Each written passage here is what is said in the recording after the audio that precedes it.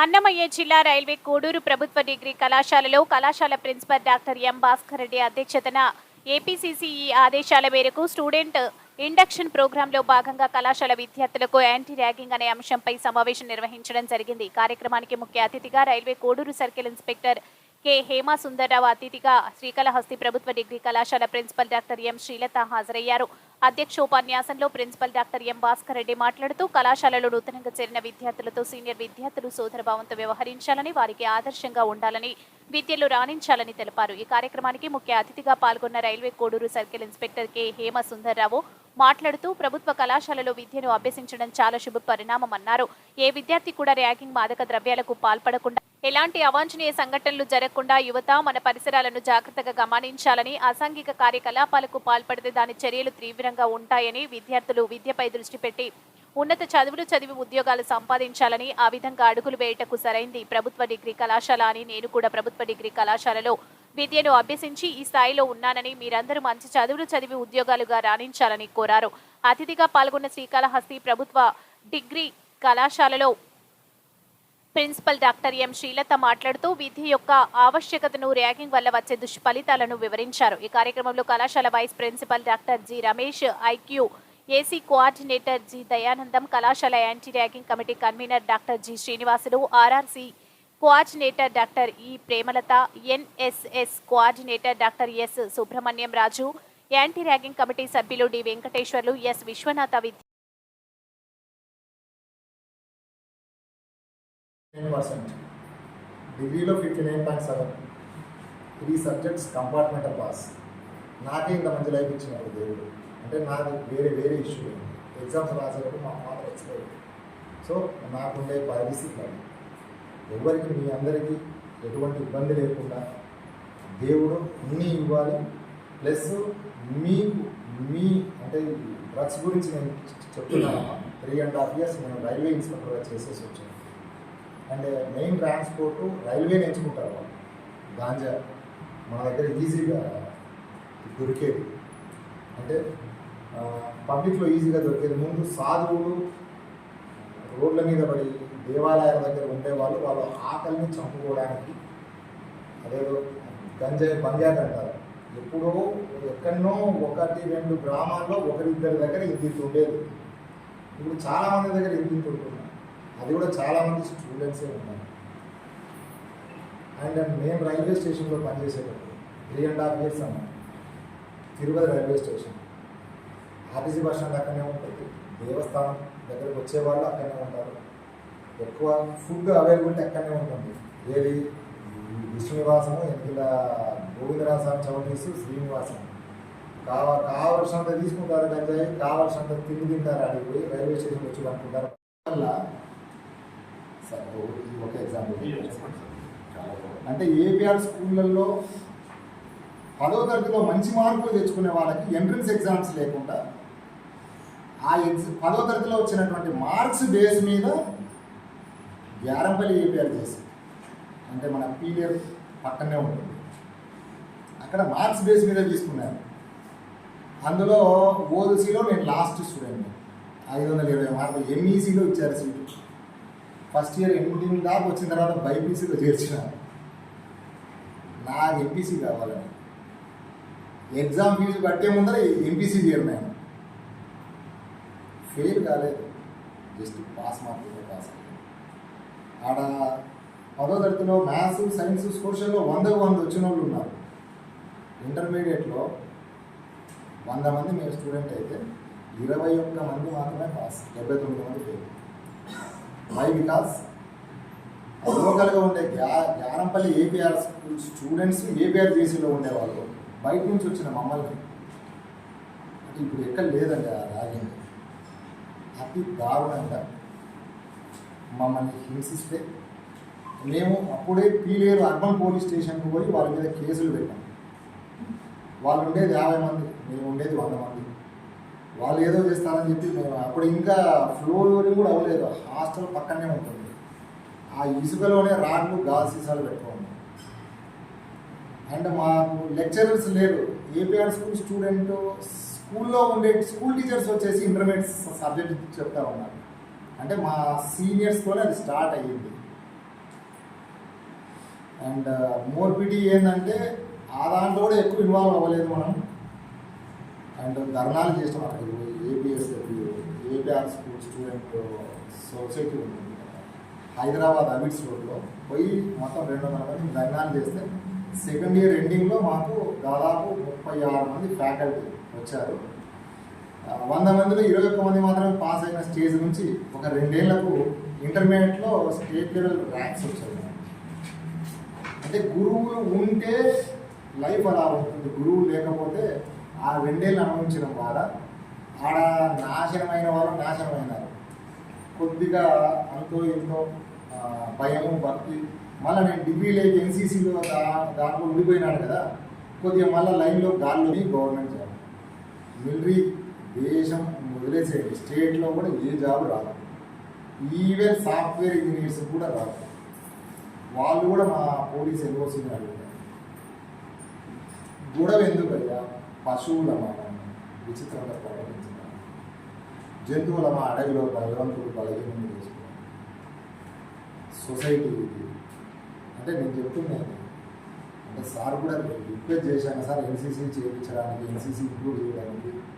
NCC గొప్పదని కాదు, NCC వల్ల బాగుపడిన ఒక నార్మల్ ఆర్డినరీ స్టూడెంట్ లాగా మా సోదరులకు కానీ సోదరిమణులకు కానీ ఉంటే కానీ ఎంతో కొంత వాళ్ళకు రిజర్వేషన్ పరంగా కావచ్చు అండ్ శారీరక దృఢత్వం కావచ్చు. అసలు అగ్నివీర్ ఎలక్షన్ అయితే మీకు తెలియకుండా మీరు అంటే కోడూరు టౌన్లో ఉండే సాఫిస్టికేటెడ్ హైలీ దాన్ని ఏమంటారు ఉన్నతమైన శ్రేణిలో ఎవడైనా సరే ఐఏఎస్ ఐపీఎస్లు కావచ్చు, వాడు ఎవడైనా కావచ్చు, గురువులకు మర్యాద ఇవ్వను, గురువులను ఆపాదించుకుని తన అదే అంటారు కదా, తల్లిదండ్రి కంటే ఎక్కువ గురువు అని నీకు బతకడానికి నేర్పిస్తారు. అంటే నాకు ఒక 5 నేషనల్ మెడల్స్ వచ్చాయి. గవర్నర్ రంగరాజన్తో 2 సార్లు గోల్డ్ మెడల్స్ తీసుకున్నాను. అది అయిపోయింది. 19 ఇయర్స్కే I prove that Hemasundarrao is something. నాకు జీవితంలో అంతకంటే గొప్పగా చేయలేదు. దేవుడు ఇచ్చినటువంటి ఈ ఉద్యోగాన్ని నాకు వీలైన కాడికి ఈ ఉద్యోగానికి తగ్గట్టుగా నా యొక్క యాటిట్యూడ్ని, ఆలోచన విధానాన్ని దాని స్థాయికి తగ్గట్టుగా పెంచి ఈ ఉద్యోగంలో నాకంటే డౌన్లో ఉండేవాళ్ళను కనీసం నాలాగా తీసుకుంటారు, నాలాగా ఉండేవాళ్ళను నాలాగే ఇంకా కొద్దిగా ఆఫ్ చేయాలి. అండ్ నన్ను ఒక ఎగ్జాంపుల్ తీసుకొని మా స్కూల్లో కూడా ఒక 5-6 మంది ఎస్ఐలు అయినారు, డిగ్రీ కాలేజీలో కూడా ఒక 5-6 మంది. నేనేం ఎగ్జాంపుల్ని కాదు, అది వాళ్ళు నాకంటే డౌన్లో ఉండేవాళ్ళు.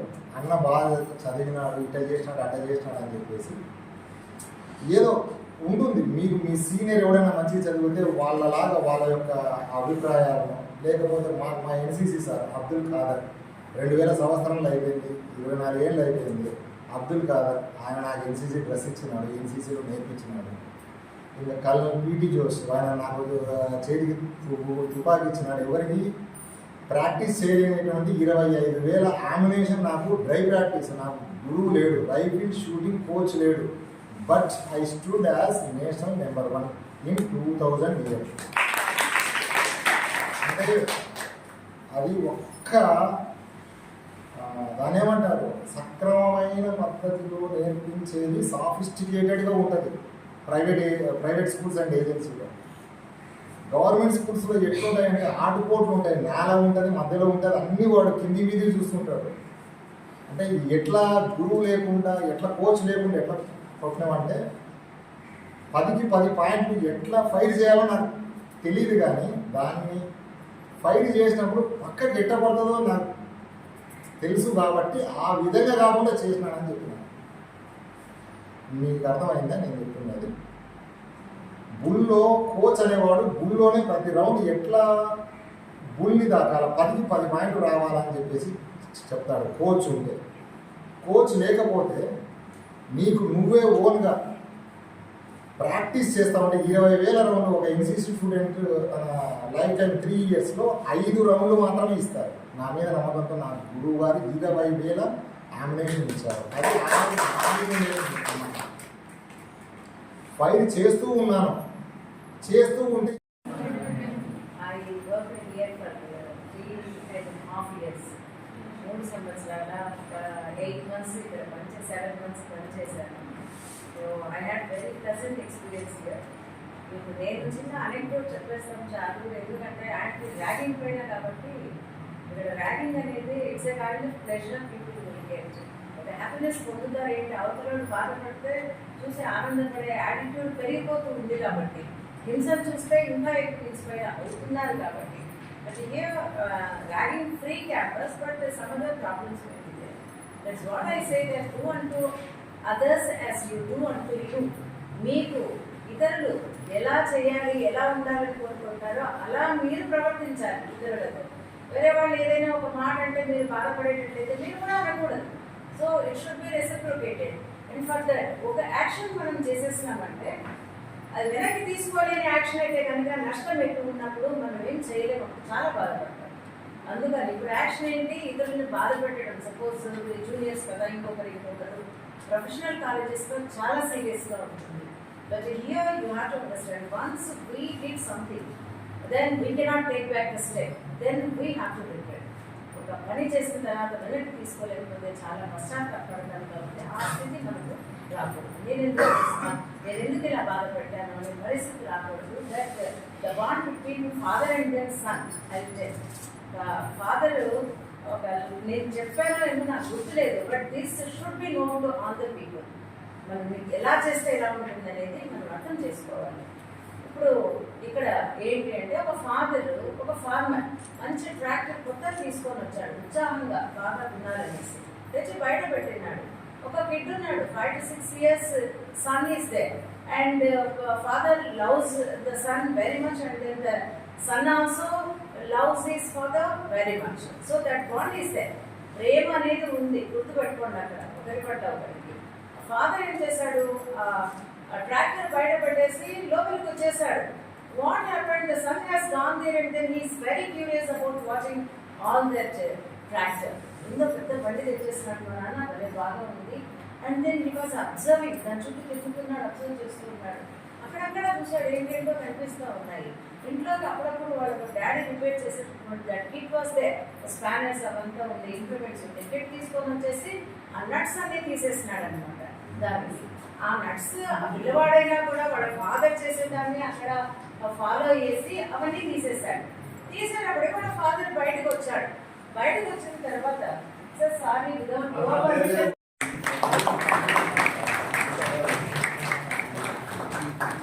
మేడం